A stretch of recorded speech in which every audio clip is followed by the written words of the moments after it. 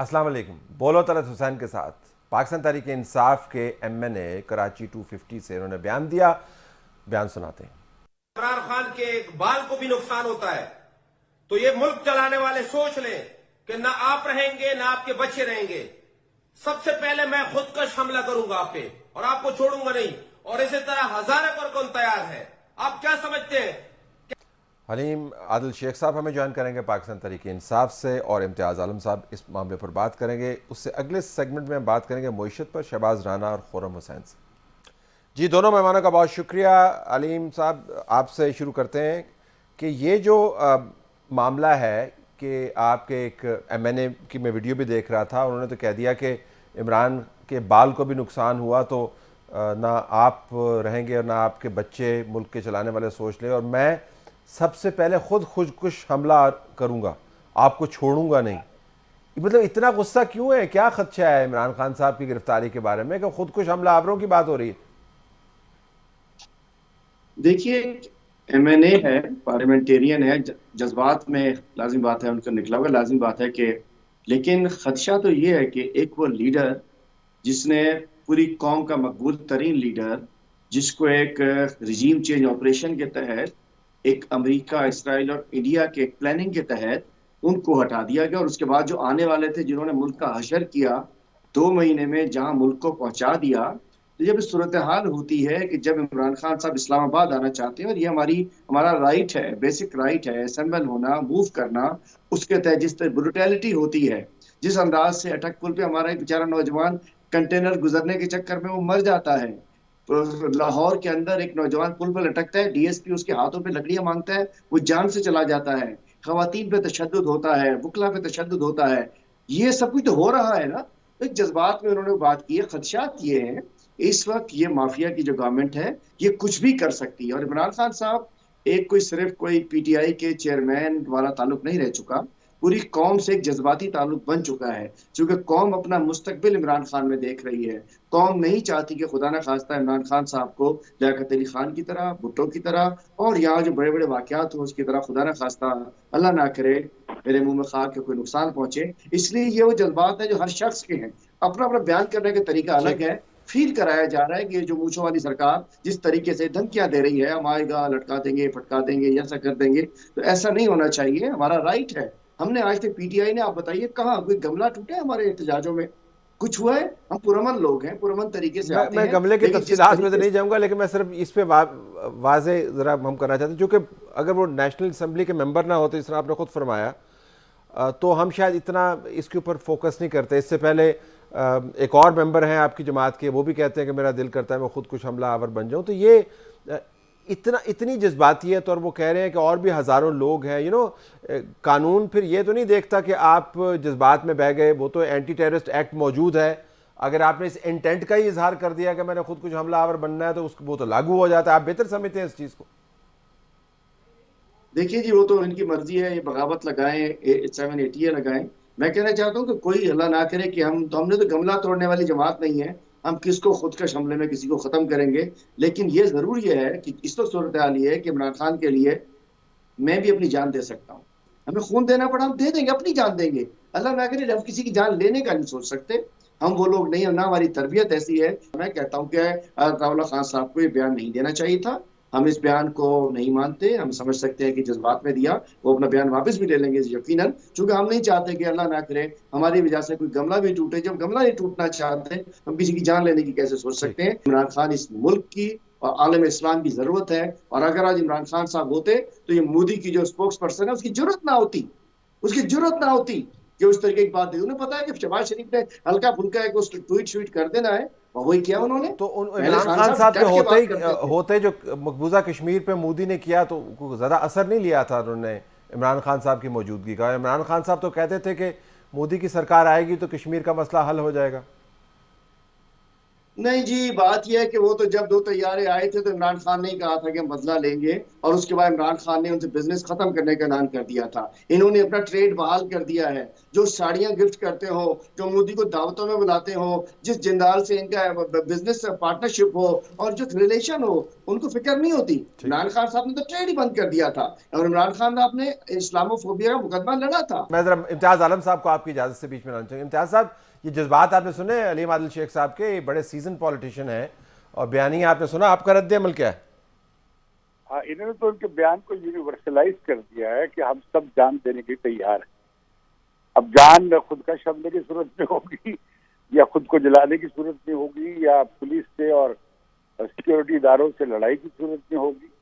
तो लगता ये है कि अब पीटीआई बहुत ज्यादा कोई रेडिकल और इंतहा पसंदी की तरफ जा रही है, क्योंकि ये जो फ्रस्ट्रेशन हुई है, इनकी जो लॉन्ग मार्च की जो फियास्को हुआ है, अभी तो पूछना चाहिए किस तरह का मुस्तकबिल चाहते हैं। क्या ये पाकिस्तान को कोई रोग स्टेट बनाना चाहते हैं, दुनिया से तनहा और सारी दुनिया से बजंग आमद, और इतनी ही बड़ी वो थी तो 48 घंटे में तो पायलट वापस करना पड़ा था। और 5 अगस्त के इकदाम ट्रंप को अपना कश्मीर पे सालिस मानने के बाद 5 अगस्त के इकदाम भी हुए थे और हम कुछ ना कर सके, और ये अब इरिवर्सिबल हो गए हैं तकरीबन। तो ये जो पाकिस्तान में एक मुकाबला चल पड़ा है कि कौन हजरत रसूल सल्लल्लाहु अलैहि वसल्लम के लिए जान कुर्बान करना चाहता है, सारा मुल्क जान देने की तैयार है, कोई बचा नहीं है। फिर ये कश्मीर का मामला है, उसमें भी सब मारने पे चले हुए हैं। और ये जो खुद मुख्तारी की बातें कर रहे हैं, ये जरा हमें बताए ना कि जो सिर्फ जो हमारे जिम्मे कर्ज था वो तकरीबन 20 खरब रुपए, यानी जो सारी तारीख में जितना हुआ उसका 80%, यानी पिछली दोनों हुकूमतों के 10 साल से भी ज्यादा कर्ज लिया। उसमें यकीनन पिछली हुकूमतों का लिया हुआ कर्ज भी शामिल था, लेकिन जो इमरान खान ने उसके ऊपर कर्ज लिया वो उससे कहीं ज्यादा था, और वो कहाँ खर्च हुआ। अच्छा इम्तियाज, मैं उसमें इतनी तफसील में मैं नहीं जाना चाह रहा, लेकिन इस मोटी बात पे रहिएगा। ये हलीम साहब से ज़रा पूछ लेते हैं इसके ऊपर। हलीम साहब, ये जो आपका तसव्वुर है कि सिर्फ आप ही की जो जमात है वो हुब्बुल वतनी की महराज उसके पास है, ख़त्म नबूवत हुज़ूर अकरम सल्लल्लाहु अलैहि वसल्लम का जो तक़द्दुस है उनके नाम का, उसकी हिफाजत भी आप ही के ज़िम्मे है, न्यूक्लियर प्रोग्राम की हिफाजत भी आप ही के ज़िम्मे है, और अभी तो आपने अमेरिकी साजिश के अंदर हिंदुस्तान और इसराइल को भी शामिल कर दिया, पहले तो सिर्फ अमेरिका का जिक्र होता था। तो ये आपको कैसे ये डेवलप हुआ ख्याल कि ये सब कुछ आप ही ने करना है? जी, गलत साहब बिल्कुल ठीक आप फरमा रहे हैं। इसलिए डेवलप हुआ कि मैं पूछना चाहता हूँ कि किसने इससे पहले अक़वाम मुत्तहिदा में किसने टेकअप किया इस नामूस रिसालत के इशू को, किसने दुनिया भर के इस्लामी ममालिक के सरबराहान को खतूत लिखे, किसने बताया कि ये इशू ऐसा है कि इसके ऊपर ऐसा नहीं है कि सिर्फ होलोकॉस्ट के लिए कुछ कहा जाए तो बुरा लग सकता है। कौन था? अगर ये लोग पहले चले जाते तो मैं नहीं समझता। मैं ना कहता था कि मुहाफिज नामूस रिसालत जो है मेरा कप्तान मेरे खान साहब हैं। इन लोगों ने नहीं किया, और इमरान खान साहब ने अक़वाम मुत्तहिदा में जिस तरीके से बात की टेकअप किया, और फिर इस दफा 15 मार्च को जो इस्लामोफोबिया के हवाले से दिन का अनाउंस किया गया, ये वो रियलिटीज हैं जो सामने आ गई हैं, जिसमें कोई फर्क नहीं है कि सेंसिबली उन्होंने किस तरीके से हैंडल किया। उसके बाद आप आते हैं कि जी मैं कैसे कह सकता हूँ। मैं इसलिए कह सकता हूँ कि जब एक सेकंड सेक्रेटरी या क्या secretary first secretary of state, मुझे नहीं पता, डोनाल्ड लू, एक कंफर्म हो गया, 2 एनएससीज में कंफर्म हो गया कि डोनाल्ड लू ने 3 लोगों के सामने, जिसके अंदर एम्बेसडर साहब थे, लाजिम मिलिट्री अटैची साहब थे और एक और भी था, उनके सामने जब वो कह रहा है कि इमरान खान मतलब खारजा पॉलिसी, हम आजाद नहीं है, हम रशिया से नहीं ले सकते गंदम, नहीं ले सकते तेल, कि जी इमरान खान की वो आने वाली है अदम एतमाद, अगर वो मंजूर हो जाती है तो आपको माफ कर देंगे, नहीं तो सबक सिखा देंगे। बात ये कि और उसके बाद वो आ गए, और उसके बाद अब जो कर रहे हैं, अब जिस ये 1.5 महीने में IMF की गुलामी में, खुद ही क्या PTI-IMF, ये बिलावल सरदारी किधर है? कि मिल जाए तो मुझे बता दीजिएगा। Where is Bilawal? गुम है, मफरूर है, किधर है वो लोग? महंगाई मार्च कहाँ गया? और उसके बाद जिस अंदाज से इन्होंने गुलामी करते हुए पेट्रोल ज्यादा, डीजल ज्यादा, बिजली बढ़ा रहे हैं, सब उनकी ये तो सारे आप मुआहदे गुलामी करके गए थे ना IMF से? जी तो सारे आप मुआहदे करके गए थे ना IMF से कि नहीं?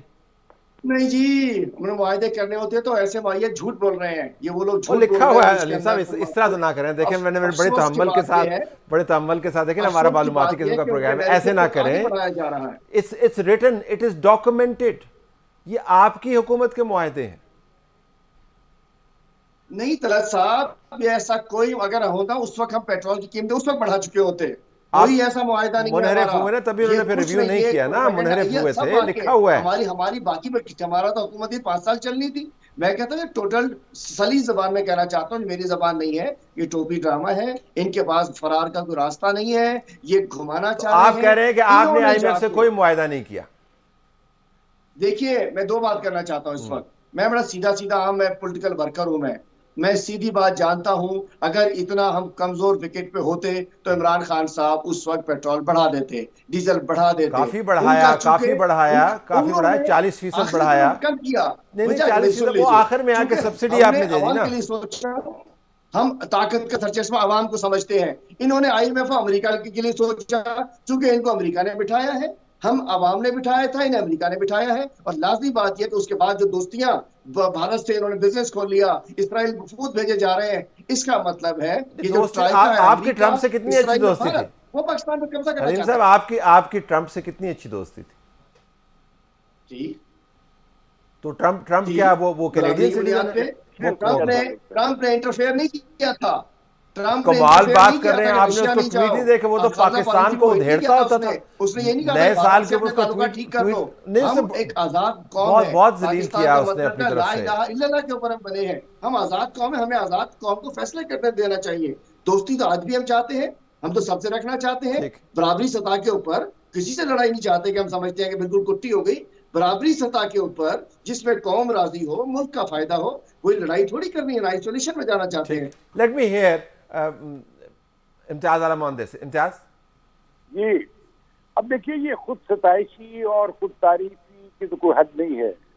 ये डॉक्यूमेंट मेरे पास पड़ा हुआ है जो इन्होंने साइन किया था। खुद इनके वजीर खजाना शौकत तरीन ने सेनेट में कहा कि जी ये आईएमएफ के साथ साइन करना चाहिए। और मैं ये पूछता हूँ, ये बता दे कि शौकत तरीन का जो न्यू लिबरल इकोनॉमिक्स का या आईएमएफ का फार्मूला है उससे और मिफ्ता इस्माइल के फार्मूले में क्या फर्क है? ये उसी का तसलसल है कि एक ही तरह की इकोनॉमिक्स हो, एक ही तरह की माफियाज की ये सारी पार्टियां नुमाइंदा हैं। मुस्लिम लीग हो या पीटीआई हो। पीटीआई में कौन से सारे मोमिनीन थे हम जानते हैं। ये जो अपनी बहुत ज्यादा बाकी दामना की जो ये हकायत बयान करते हैं, बस करते हैं, ये सियासतदान है। ये असल में एक पॉपुलिज्म की ऐसी लहर है जिसमें इन्होंने मजहब को भी इस्तेमाल करना है, कौम परस्ती को भी इस्तेमाल करना है, कौमी खुद मुख्तारी को भी इस्तेमाल करना है। और ये बच्चों का ताबनाक मुस्तकबिल कौन सा जो इतना रोशन हुआ था, वो हम जानते हैं कि कितनी बेरोजगारी बढ़ गई थी इस मुल्क में। और फंडामेंटल जो है इकोनॉमिक्स के सारे नीचे गए। और ये अब जो जीडीपी ग्रोथ की बात कर रहे हैं, ये साइकिल आता है और अब अगले साल ये कम हो जाएगी। वजह क्या है? उसके साथ करंट खजाना बढ़ गया, उसके साथ बजट खजाना बढ़ गया। अब हुआ ये कि ये जो हुकूमत आई है कोलिशन की, असल में तो मुझे लगता है कि साजिश इनके खिलाफ हुई है। इन्होंने अपने जिम्मे बला ले ली कि इमरान खान के पास रहने देते साल भर और तो तबीयत साफ हो जाती। हम आदिल साहब के ये इतने जबरदस्त खुतबात न सुन रहे होते। तो लिहाजा ये है कि अलीम साहब देखिए, आपकी बातचीत को उन्होंने खुतबे का दर्जा भी दे दिया। अब हाँ, बहुत इम्तियाज आलम साहब भी अल्फाज के चुनाव में ना वो देखें, ये बड़े जबरदस्त सियासी वर्कर है, बड़े फाइटर है। मैं इनका बड़ा एहतराम करता हूँ। इन्होंने वक्त डाला हुआ है सिंध हुकूमत को, तो मुझे अपोजिशन के लीडर अच्छे लगते हैं हमेशा से। तो लेकिन मैं कह रहा हूँ कि बस करे। आज एक साजिश है, कल दूसरी साजिश है, अब जान को खतरे की लादिश है, अब परसों अब ये आ जाएंगे 15 तारीख को बजट के खिलाफ जुलूस निकाल। वो साजिश की कहानी कहीं गायब हो जाएगी, गुम हो जाएगी। अलीम साहब टुवर्ड्स द एंड अगर मैं आपसे पूछ पाऊँ, ये तमाम जो पाकिस्तान के ख़िलाफ़ हो रहा है, उम्मत मुस्लिमा के ख़िलाफ़ हो रहा है, और आप और आपकी जमात और आपका कप्तान जो है वो वाहिद लीडर और मुनज़्ज़म जमात है जो इसके ख़िलाफ़ सीना सुपर होकर खड़ी है, तो इसमें ये जो हमारी सिक्योरिटी इस्टेब्लिशमेंट है, जो डिफेंडर ऑफ द फ्रंटियर्स है, जो defender of ideology of Pakistan है, डिफेंडर ऑफ न्यूक्लियर प्रोग्राम है। अभी मैं chairman joint chief of staff general Nadeem का बयान सुन रहा था जिसमें उन्होंने कहा कि जी गैर जिम्मेदाराना बयानात जो है न्यूक्लियर प्रोग्राम के बारे में देना, उससे गुरेज करें। तो आपके अलावा तो फिर कोई ना हुआ ना पाकिस्तान में, ना कोई जर्नैल है, ना कोई जज है, ना कोई जर्नलिस्ट है, ना कोई सियासतदान है जो पाकिस्तान बचाएगा। बिल्कुल, मैं चेयरमैन जॉइंट ने जो बयान दिया है मैं उसको वेलकम करता हूँ, लेकिन बगैर जिम्मेदाराना बयान नहीं होने चाहिए। ना मेमो गेट होना चाहिए, ना डॉन लीक्स होनी चाहिए, ना वो अयाज सादिक साहब का बयान होना चाहिए जिसमें उन्होंने कहा था स्ट्रेट नाम लेकर कि जी किसी की टांगे कांप रही थी। अयाज सादिक का बयान था। ना नवाज शरीफ का वो बयान होना चाहिए जो उसने गुजरांवाले जलसे के अंदर नाम लेके हमारे इदारों के, ये इदारे इन शोधा के इदारे, ये हमारे गाजियों के इदारे हैं, उनके लिए नाम लेकर नवाज शरीफ ने कहा था। फजलुर रहमान ने कितनी दफा नाम लिया, मरियम नवाज ने किस का नाम लिया। हम समझ सकते हैं कि जवान से आपने लेकर नाम जरनैल नहीं लिया, ये दुरुस्त, आपने नाम नहीं लिया, ये दुरुस्त आपने कहा, आपने जानवर कह दिया। किसको कहा? पता नहीं, किसको न्यूट्रल कहा? को कहा ना, तो न्यूट्रल कौन है? आप समझ रहे हैं ना, आप समझ रहे हैं ना। बात है कि आप लोग हमारे नहीं, आप मेरे और जहन मैं में इस तरह करते हैं, बाजार में चलते हैं, लोगों से पूछते हैं कि आपका बस मतलब ये न्यूट्रल से क्या है, तो फिर वो फैसला बस करते ये हैं। हाँ। तलत हुसैन साहब, मेरे जहन में क्या है, मेरे अल्फाज को आप नहीं जज कर सकते। अपने जो मेरे मुंह से निकल रहा है, you can comment on that. आप ये नहीं कह सकते कि आपने जो मुझे ये कहा तो तलत न्यूट्रल हुसैन कौन है साहब, फिर? तो चले साहब मुझे कहने बता का दें, मतलब ये मुझे था। न्यूट्रल मेरे कौन है? जहन में क्या है, किसी को इख्तियार नहीं है कि उस पर कमेंट करे। मेरे जो मुंह से निकला है उस पर कमेंट हो सकता है। बताइए ना, तो फिर ये न्यूट्रल तो कौन स्टोरी है? नहीं है हलीम साहब बताइए, अल्हम्दुलिल्लाह। न्यूट्रल हम एक कौन है जिम्मेदार पार्टी है, आज? एक मुहिब वतन पार्टी है। हम मजबूत पाकिस्तान और मजबूत इदारों पर यकीन रखते दुरुस्त हैं। फरमाया। हमें बस कोई जाते नहीं बढ़ा जाते, सकता हमारे किसी जाते इदारे से, जाते लेकिन हक बात कहने की इतनी फेवर हिम्मत कर भी रखते दीजिए, हैं, सच बात कहने की हिम्मत रखते हैं। ये बता बहुत शुक्रिया, दीजिए, थैंक ये यू बता दीजिए कि न्यूट्रल कौन है? जी। न्यूट्रल कौन है? न्यूट्रल आप बता दीजिए, आप मैं एंकर क्यों हैं, बताऊं? आप बता दीजिए। मुझसे आप पूछ मेरी रहे हैं, मैं तशरीह तो हेडमास्टर मानते लगे नहीं आप है। मेरे आपको जवाब मैं दूं? आपकी तशरीह, आप स्कूल में आपकी तशरीह बेटा तो सुनता। बता दो बच्चे, मतलब क्या है? वो न्यूट्रल, यू आप न्यूट्रल बता दीजिए ना। कौन? मैं आपने हेडमास्टर ना, मैं आपका वो हूँ, क्या क्या स्टूडेंट हूँ आपका। बस मैंने जो कहना था कह दिया, आप डिसाइड कीजिए उसको। यही तरीका गलत है, किसी के मुंह में अल्फाज डालना। आप कौन होते हैं मुझसे पूछने वाले? आप सवाल करें, मैं जवाब जज्बाती हो दूंगा, रहे हैं बात हलीम खत्म साहब, होगी। जज्बाती हो सीधी रहे सी बात है। हैं, आज जज्बाती हो रहे हैं। मैंने तो सादा सा Thank- सवाल किया था। I have to leave it there. बहुत शुक्रिया। आपने नाज़रीन की बातचीत सुनी। प्रोग्राम जारी है हमारा और हम बात करेंगे मईशत पर।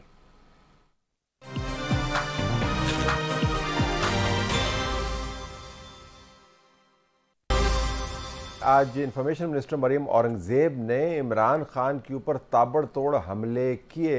एक ज़बरदस्त अपनी तरफ से धुआंधार प्रेस कॉन्फ्रेंस की जिसके अंदर अंगूठियों का भी जिक्र किया, करप्शन का भी जिक्र किया, फरागोगी का भी जिक्र किया, बुशरा बीबी का जिक्र किया, तमाम जिक्र किए। लेकिन इस वक्त इस जिक्र का उनकी हुकूमत को शायद कोई फ़ायदा ना हो, क्योंकि असल जिक्र जो करना है वो मुआशी हालात का करना है।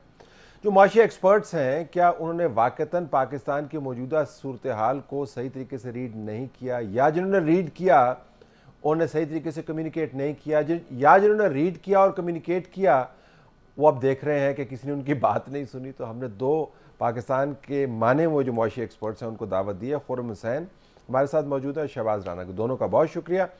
खुर्रम, अगर मैं आपसे बात का आगाज़ करूँ, जो अमूमन इस वक्त तक अभी शहबाज से भी जिक्र कर रहे थे, नंबर्स की गेम होती है, वो इतनी बोरिंग हो जाती है कि लोग फिर टीवी देखते नहीं है, सिर्फ एक्सपर्ट्स ही टीवी देखते हैं। लेकिन अभी आपको नंबर्स की कोई गेम नज़र नहीं आ रही। अभी आपको एक्सट्रीम गैर यकीनी सूरत हाल नज़र आ रही है, परेशानी नज़र आ रही है, महंगाई नज़र आ रही है, गर्मी नज़र आ रही है। ये बहुत गैर मामूली माहौल है किसी भी बजट से पहले, या आपके ख्याल में इसके अंदर हमारा मुबालगा ज़्यादा है? तलब गैर मामूली तो है लेकिन अनप्रेसिडेंटेड नहीं है। मिसाल के तौर 2008 का जो बजट प्रेजेंट हुआ था वो भी इसी किस्म के हालात थे। इनफैक्ट तब तो इट वाज वर्स बिकॉज तब एक टेररिज्म की वेव भी चल रही थी साथ साथ। तो और दोबारा जब 2013 का जो बजट था उसमें जो 18-20 घंटे की लोड शेडिंग हो रही थी एंड फ्यूल शॉर्टेजेस की जो इम्कानात थे तब, and the way the reserves were dropping at that time too, तब भी काफी ऐसी टाइप की सूरत हाल थी। इनफैक्ट जब भी गवर्नमेंट चेंज हुई है, अगर आप पिछले हमारे कोई देख लें, मे बी 2000 से लेके आज तक, तो जब भी गवर्नमेंट चेंज हुई है उसके बाद इमीडिएट महीनों में जो सूरत हाल पैदा होती है वो इसी तरह की होती है मुल्क में। तो पब्लिक मूड भी ऐसा ही होता है जैसा इस वक्त है, या अभी आपको ज्यादा उसके अंदर गुस्सा, परेशानी और गैर यकीनी नजर आ रही? आई थिंक ज्यादा परेशानी वाली बात मुझे तो अभी नहीं नजर आ रही कंपेयर टू जो हम लोग माजी में देख चुके हैं। लेकिन इस दफा एक दो चीजें डिफरेंट हैं। मिसाल के तौर ये जो अब एडजस्टमेंट इस गवर्नमेंट को करनी पड़ रही है, ये नॉर्मली गवर्नमेंट्स अपने पहले साल में करती हैं। यहाँ तो इस गवर्नमेंट को करनी पड़ रही है in the last year. If you think about it, ये एक साल के लिए एडजस्टमेंट करके इन्होंने इलेक्शंस में जाना होगा। ये एक बहुत बड़ा चेंज है जो हमने पहले नहीं देखा, और ये गवर्नमेंट का बिहेवियर किस तरह चेंज होता है इसकी वजह से वो अब हम लोग लर्न करेंगे, खुद ही हम लोगों को देख के स्टडी करना पड़ेगा। आपने ये बात की, जरा मैं शहबाज के पास यही लेके जाऊं, तो जिससे मुराद ये है कि फोकस ज्यादा मईशत पर होना चाहिए, लोगों को मईशत के ऊपर तवज्जो दिलवानी चाहिए, बहस ज्यादा होनी चाहिए, नंबर ज्यादा होने चाहिए, तजावीज़ ज्यादा होनी चाहिए। लेकिन हम तो गोगी अंगूठी और इसमें फंसे हुए फिलहाल। बिस्मिल्लाहिर्रहमानिर्रहीम, ये बिल्कुल ठीक है, लेकिन फोकस अब तब दिलवाएंगे ना जब पीछे कुछ काम हुआ होगा। अभी तक तो जो पीछे काम होना होता है बजट का, वो काम ही नहीं हुआ प्रॉपरली। मसलन कैसा काम? मसलन देखिए, इस वक्त बाय एंड ऑफ अप्रैल या अर्ली मई आपका जो बजट स्ट्रेटजी पेपर है कि आपके बजट के बुनियादी खदोखाल क्या होंगे, आपने किन सेक्टर्स को फोकस करना है, किन को रिलीफ देनी है, किन को आपने टाइट करना है गिवन द सर्कमस्टांसेस, वो बजट स्ट्रेटजी पेपर आज भी मिसिंग है। एक दूसरा, जो टैक्स प्रपोजल्स होते हैं वो इस मतलब 10 जून को बजट है तो आखिरी हफ्ता तो शुरू हो गया, वो स्टेज तक फाइनलाइज हो के उसकी इनिशियल प्रेजेंटेशंस हो जाती हैं और बल्कि उसको प्रिंटिंग 2 दिन बाद उसकी शुरू हो जाती है। लेकिन मिर्जा साहब का ट्वीट में देख रहा था कि इशराफिया के ऊपर टैक्स ज्यादा लगेगा।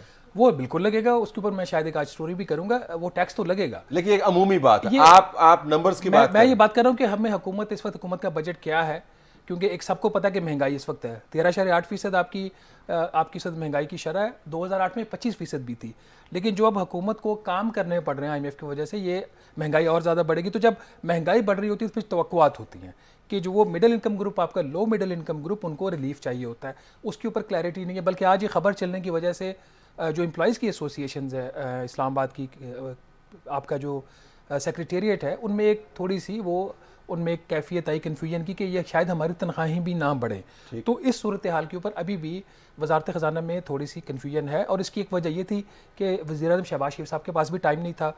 वो 3 दिन जाके तो तुर्की के दौरे के ऊपर चले गए, जिसकी शायद अभी ज़रूरत नहीं थी उनको, जिसकी वजह से बहुत सारी ऐसी चीज़ें। वक्त तो था, लेकिन वक्त का ज़िया भी काफ़ी किया ना। तो स्टार्ट भी लेट लिया और उसके बाद आप तुर्की चले गए, फिर वहाँ पे ये नहीं कि तुर्की नहीं जाना चाहिए, लेकिन तरजीहात तो दुरुस्त रखें। तरजीहात दुरुस्त कर। फिर एक और चीज़ देखें ना, 7 जून को कल उन्होंने वज़ीर-ए-आज़म हाउस में तमाम जो बिज़नेस और इंडस्ट्रियलिस्ट एसोसिएशन है उनकी एक उन्होंने इजलास बुला लिया है, जिसमें आपका PBC पाकिस्तान बिजनेस काउंसिल है, ओवरसीज़ चैम्बर वाले हैं, आपके दूसरे जितने भी जो इन्फ्लुएंशियल बॉडीज़ हैं वो तमाम की तमाम वहाँ पे मौजूद होंगी। अब उनसे बजट तजावीज़ मांगी जाएंगी। 10 जून को आप बजट प्रेजेंट कर रहे हैं, 7 जून को उनसे आप तजावीज़ ले रहे हैं, तो that will be an additional pressure on the ministry of finance. किसको अकोमोडेट आप कर सकते हैं, किसी को नहीं कर सकते। तो लग ऐसे रहा है कि एक जो आपका एक कोहेरेंट मूव होती है बजट देने के लिए, वो right no it is missing. या ये है या खुरम फिर ये है कि बजट तो पहले से तैयार हुआ है, कौन सी ऐसी चीज है जो IMF ने आपकी इमेजिनेशन के लिए जोड़ दी है, तो तजावीज़ लेने के you are going through the motions, उससे भी बात करें, उससे भी बात करें। आपको पता है बजट जो है वो तो IMF की जो छड़ी है उसके तहत आपने बनाया, तो बना बनाया आपके पास आ जाएगा। जी, आई थिंक बना बनाया जो चीज आएगी IMF के साथ, वो मेजर टारगेट्स जो बजट पे होंगे। अब एग्जैक्ट आप जैसे रेवेन्यू टारगेट अगर वो कह रहे हैं कि 72.5, 7.2 या 7.25 ट्रिलियन का आप रखें तो ठीक है, but how will you attain that target, वो फिर गवर्नमेंट के ऊपर होता है खुद। तो मेनी ऑफ द डिटेल्स वो जो है ना वो वर्कआउट की जा रही हैं at this stage through the meetings जिनके अभी शहबाज जिक्र कर रहे थे।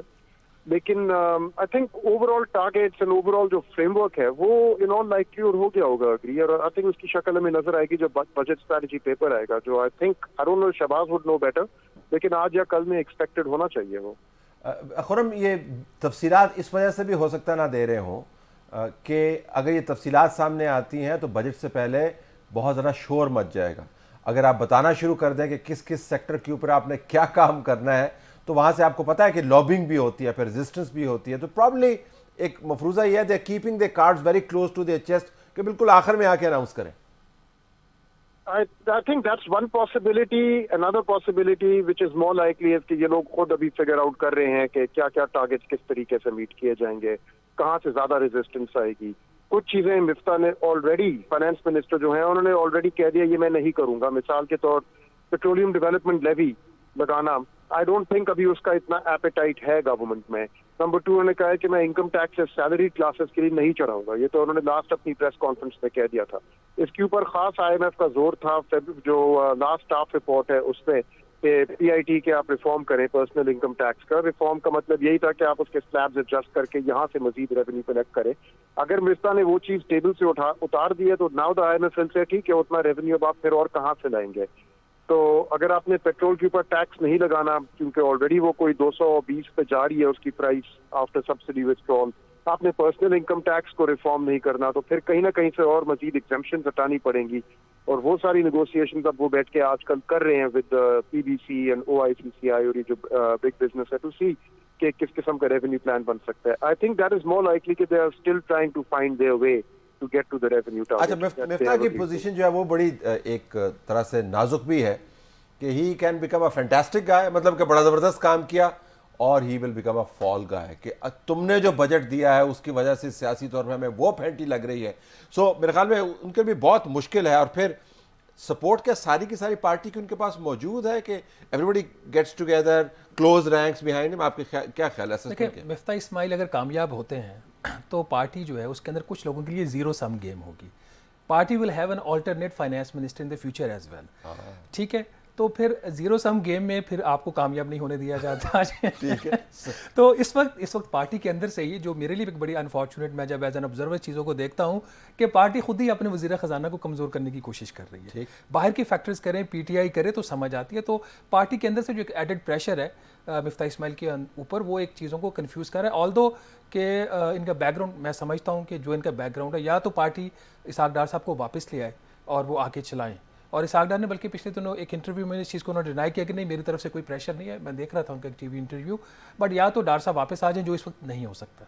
तो अगर नहीं हो सकता, तो अगर मिफ्ता इस्माइल ही वज़ीर ख़जाना है, तो पार्टी को और कोलिशन गवर्नमेंट को उनको मजबूत करना चाहिए, बजाय कि उनको किसी तरीके से कमज़ोर किया जाए। हैविंग सेड दैट, जो इस वक्त के जो हालात बने हुए हैं, फैसला साजी बहुत मुश्किल हुई है, टाइम कम है, प्रेशर्स बहुत ज़्यादा हैं, वेस्टेड ग्रुप्स बहुत ज़्यादा हैं, और हर चीज़ वज़ीर आज़म शहबाज शरीफ साहब खुद देखना चाहते हैं, जिसकी वजह से चीज़ें डिले हो रही हैं। I expect and I hope कि जो इन्होंने प्राइम मिनिस्टर साहब ने अप्रूवल दिया है कि 10 जून को बजट पेश हो जाएगा। ऑल्दो बीच में ये बात भी आई थी कि 14 जून को बजट कर लिया जाए, क्योंकि आपको कम से कम 2 हफ्ते तो चाहिए होते हैं, जो कॉन्स्टिट्यूशनल आपकी रिक्वायरमेंट्स है। तो 14 जून से इन एनी केस आप आगे नहीं जा सकते। तो कल गालबन ये फैसला हो गया कि ठीक है, 10 जून को ही बजट करो और चीज़ों को फास्ट ट्रैक करो। तो कल से लेकर आज तक काफ़ी इनकी मीटिंग्स हुई हैं, और उस मीटिंग से अगर वो चीज़ें क्लैरिटी आ जाती है, तो मिफ्ता इस्माइल के ऊपर जो एक प्रेशर है कि जी वो चीज़ें अभी सामने नहीं आ रही, तो वो भी कुछ प्रेशर इनसे कम हो जाएगा जब कुछ एक शेप निकल आएगी कल रात तक। तो खुरम, पॉपुलर बजट जो है, हुकूमतें, आपने पहले ये नुक्ता उठाया कि अमूमन पॉपुलर बजट देती हैं अपने आखिरी साल के अंदर। अब इस टेन्योर का जो आखिरी साल है वो इस हुकूमत का पहला साल है, तो इनको सख्त बजट देना है। तो आपके ख्याल में ये बैलेंसिंग एक्ट कैसे करेंगे? आपको क्या लगता है कि कैसे इस बजट को पब्लिक ओपिनियन में मार्केट भी करें और फिर IMF की कंडीशंस को भी पूरा करें? Talat, I think the key right now is the economy. अगर ये गवर्नमेंट इकोनॉमी को स्टेबलाइज कर ले किसी तरह से, तो इट्स पॉसिबल कि they will have a crack in the next election, कि वो नेक्स्ट इलेक्शन में कुछ compete कर सकेंगे। अगर ये माशी सूरत हाल को संभालने में फेल हो गए तो ये गवर्नमेंट भी फेल हो जाएगी। इतना तो काफी क्लियर है। आई थिंक इन गवर्नमेंट के लोगों से भी जो मेरी बातें हुई हैं वो भी इस चीज को समझते हैं। तो अगर आई थिंक ऐसे वो कर रहे हैं, जैसे अभी शहबाज कह रहे थे कि अपने ही फाइनेंस मिनिस्टर की टांगे खींच रहे हैं क्योंकि वो परसीव करते हैं कि हम इस बंदे के साथ जीरो सम गेम में है, तो वो आई मीन ये फूलिशनेस की वो इंतहा है कि समझ नहीं आती बिल्कुल। तो अगर mister Ismail fails, the government fails, the party fails. Mister Ismail succeeds, the government succeeds, the party succeeds. अच्छा, ये सक्सेस और फेलियर, यानी कामयाबी और नाकामी का मयार आपके नजदीक क्या होगा? क्या चीज उनको कामयाब करेगी और क्या नाकाम करेगी, कर सकती है? लेकिन दो स्टेप्स की अभी कार्रवाई है इनके सामने। पहली चीज इकोनॉमी को स्टेबलाइज करो, दूसरी चीज रिलीफ की तरफ फोकस लाओ। ये दोनों चीजें कुछ हद तक साथ साथ भी हो सकती हैं, लेकिन फिलहाल स्टेबलाइजेशन जो है वो प्रायोरिटी ले रही है इनकी भी नजर में, IMF की नजर में, and I think most economist की नजर में, कि वो अभी इमीडिएट प्रायोरिटी है। इमीडिएट से मतलब इन हफ्तों में ही पहली चीज वो करनी है, और वो हो रहा है काम। ये पेट्रोल की सब्सिडी को जो रिड्यूस किया जा रहा है, ये वही काम है स्टेबलाइजेशन का। ये कोई जुलाई अगस्त तक चलनी है इस टाइप के स्टेप्स, उसके बाद फिर कोई अगर रिलीफ की बात होनी है वो हो सकती है, उसकी शक्ल क्या होगी वो सारी डिस्कशंस हो सकती हैं। बट ये दो स्टेजेस की कार्रवाई में अगर ये एक स्टेज में भी फेल हो गए तो पार्टी भी फेल हो जाएगी, गवर्नमेंट भी फेल हो जाएगी। I mean it's that simple, they need to और अंडरस्टैंड। उस गंभीर सूरत हाल के अंदर बिल्कुल आखिर में इसका भी इजाफा कर दें कि हमें यह नहीं पता कि हुकूमत कितने देर के लिए है। ये अगस्त सितंबर की बात कर रहे हैं, बीच में अक्टूबर नवंबर भी आना है, दिसंबर जनवरी फरवरी, मतलब कब तक है? Do you have if you were to answer this first, कि आपको कोई सेंस है कि इनका अपना पॉलिटिकल टेन्योर कितना है? मेरी सेंस है कि ये लोग पूरी अपनी टर्म खत्म करने के मूड में है। ठीक। एंड इवन आई मीन ये तो उन्होंने खुद भी कहा है, and I have no reason to doubt कि ये लोग पब्लिक स्टेटमेंट्स इनकी गलत हैं। बट नंबर 2, जिस रास्ते पे अब ये लोग चल पड़े हैं ये फ्यूल प्राइस एडजस्टमेंट्स के बाद, ये लंबा रास्ता है, ठीक। ये आप करके दरमियान में इसको रोक नहीं सकते, वापस नहीं आ सकते और इस रास्ते से उतर नहीं सकते, क्योंकि बहुत नुकसानदेह इनके लिए अपने लिए होगा।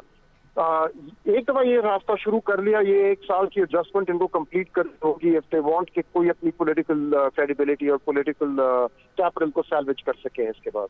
तो आई डोंट, इनके लिए incentives are stacked in the favour of at least 1 year, if not the full term beyond that. बिल्कुल, थैंक यू वेरी मच खुरब। टुवर्ड्स द एंड शहबाज, इसी सवाल को लेते हुए, इस तवील रास्ते के दरमियान पिंडी का एक टोल प्लाजा भी पड़ता है, तो हमें नहीं पता कि वहाँ पे टोल प्लाजा के ऊपर लोगों ने इनको रोकना है या जाने देना है। तो ये गैर यकीनी सूरत हाल सियासी तौर पर, do you think that's a factor कि लोग पीपल आर नॉट श्योर कि ये चलेंगे या नहीं चलेंगे? देखिए, जो पिंडी वाला ना क्वेश्चन ही तो मैं आपके ऊपर छोड़ता हूँ, माशाल्लाह इसके ऊपर जितनी एक्यूरेट असेसमेंट आपकी होती है वो किसी की नहीं है, तो यू नो कि वहाँ पे क्या चल रहा है। लेकिन माई असेसमेंट ही जो कि खुर्रम हुसैन की भी है कि जो मुश्किल फैसले अब होना शुरू हो गए हैं, तेल की कीमतें बढ़ी, बिजली की कीमतें बढ़ी, उसके बाद गैस की कीमतें बढ़ी, अब अगली फेज़ में बजट आ रहा है, तो ये अगर ये 3 महीने की कुर्बानी देंगे और अवामी ज़ुबान में ये गालियाँ खाएंगे लोगों की, तो फिर ये इलेक्शन जो प्लेट में रख के PTI को नहीं देंगे अगस्त सितंबर में। तो लग ये रहा है कि they will continue for some time being, किसी वजह से कॉस्ट पे करेंगे ना। 3-4 माह इन्फ्लेशन पाकिस्तान में बहुत ज़्यादा होगी, उसके बाद इन्फ्लेशन स्टेबलाइज होना शुरू हो जाएगी। जब इन्फ्लेशन स्टेबलाइज होना शुरू हो जाएगी, प्रोवाइडेड जो ये मैयर लेते हैं और वो कामयाब हो जाते हैं, क्योंकि इस वक्त जो क्लैरिटी ये लग रही है, जो जैसे खुरम कह रहे थे, लेकिन असल बात बजट में पता चलेगी कि इनको सबसे पहले जो दिवालियापन होने का खदशा है उसको रोकना है, नंबर 1, उसके साथ रिलीफ। मैं आपको एक एग्जाम्पल दे देता हूँ, इस वक्त 6 लाख रुपये तक आपकी इनकम टैक्स एग्जाम्पशन, आपको टैक्स नहीं लगता। अगर आप 6 लाख को उठा के 12 लाख रुपए तक ले जाओ कि 12 लाख तक आपके ऊपर 0 टैक्स है, तो उसका जो नेट नेगेटिव इंपैक्ट है ना बजट के ऊपर, वो सिर्फ 7 अरब रुपए है। बट अगर आप 1 लाख रुपए की सैलरी को महाना को एग्जाम कर दो तो पाकिस्तान के मौजूदा हालात में ये बहुत बड़ा एक रिलीफ होगा, और उसका खर्चा भी कोई नहीं है 7 अरब रुपए, उसके बदले में आप ऊपर जो टैक्स स्लैब्स हैं उनको एडजस्ट कर सकते हैं। इसी तरह ये कुछ और भी इसी तरीके के काम कर सकते हैं। The only thing that they should do and are not willing to do right now कि इन्होंने जो सेठ को सब्सिडी दी हुई है, बोथ इन टर्म्स ऑफ उनको जो अखराजात में कमी उनके जो होती है, बोथ, और सेकेंडली जो उनको टैक्स रिलीफ, आप और मैं, हम अप टू 35% जो भी हमारा है उसके ऊपर टैक्स देते हैं। एक जो पाकिस्तान का एक्सपोर्टर है वो ग्रॉस रिसीट के ऊपर 1% टैक्स देता है, ठीक है, इसको ठीक करें आप। उनको इस साल आपने गैस और बिजली के ऊपर पाकिस्तान के लोकल इंडस्ट्री एक्सपोर्टर, जो क्योंकि होते तो एक्सपोर्टर्स के नाम पर वो लोकल सेल होती है, 100 अरब रुपए की आपने सब्सिडी दी है इस साल। तो अगर आप बिजली की कीमत बढ़ा रहे हो, गैस की कीमत बढ़ा रहे हो, पेट्रोल बढ़ा रहे हो, तो ये जो 100 अरब आपने कुछ बड़े सेठों को दिया उसको वापस लें। और मेरा एक क्लास इसके ऊपर नोट ये होगा, कल लाहौर में एक फंक्शन हुआ था और एक बड़े बिजनेसमैन को प्राइम मिनिस्टर ने स्टेज पे बुला के उनसे चेक लिया, उन्होंने ओपन चेक तो दे दिया, बट उसकी जो पेमेंट होगी ना उसके ऊपर जो रकम लिखी जाएगी वो वजारत खजाना से जाएगी इन टर्म्स ऑफ सब्सिडी। तो हमें ख्याल करना है हमने किसको टैक्स करना है, किसको रिलीफ देना है। कितना ज़बरदस्त आपने नुक्ता बयान किया कि जो चेक देकर तशहीर कर रहे हैं, उस चेक की रकम जो है वो जा कहाँ से रही है, वो सब्सिडी के ज़रिए जा रही है। तो ना नवाज शरीफ, ना शहबाज शरीफ, ना मरियम नवाज, ना हमज़ा शहबाज शरीफ, असल में इस हुकूमत को बचाना है मिफ्ताह इस्माइल ने। तो तमाम का तमाम बर्डन जो है मिफ्ताह इस्माइल पे है, देखें वो क्या करते हैं। हमारी तरफ से यही कुछ इजाज़त चाहते हैं। अल्लाह हाफ़िज़।